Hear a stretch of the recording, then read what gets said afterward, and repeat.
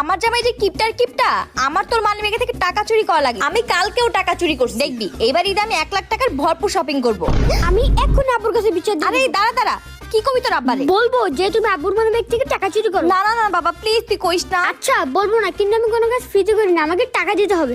এই নে বাবা নে, এটা নিয়ে তুই খুশি থাক। আব্বু আম্মুর একটা সিক্রেট জানতে পারছি, হ্যাঁ বল। কিন্তু আমি কোনো কাজ ফ্রিতে করে দিতে পারবো না, টাকা লাগবে। ধ্যাৎ, আমার পোলাটা আমার মতো হয়েছে। আচ্ছা এই নে বাবা। আম্মু না কালকে তোমার মানিব্যাগ থেকে টাকা চুরি করছে, আজকেও করবে। কি? আমি একটা জিনিস জানতে পারছি। কি জানতে পারছো? তুমি আমার মানিব্যাগ থেকে টাকা চুরি করো। এই কথা তোমাকে কে বললো? তোমার একমাত্র ছেলের জীবন। কি বলো? ও তো আমার কাছে একটু আগে টাকা নিয়ে গেল যে কিছুই বলবে না। আর আমার থেকে টাকা নিয়ে তোমার সব সিক্রেট বলে দিল। ওর এতটুকু বয়সে এত টাকা দিয়ে কি করতেছে খোঁজ লাগাইতে হবে। হ্যালো প্রিয়তমা, আমি তোমার জন্য অনেকগুলো গিফট কিনেছি আর সাথে 100 টাকাও রেখেছি। কালকে তুমি আর আমি 100 টাকা দিয়ে ফুচকা খাবো। কি তুই ফুসকা খাবি? ডরা।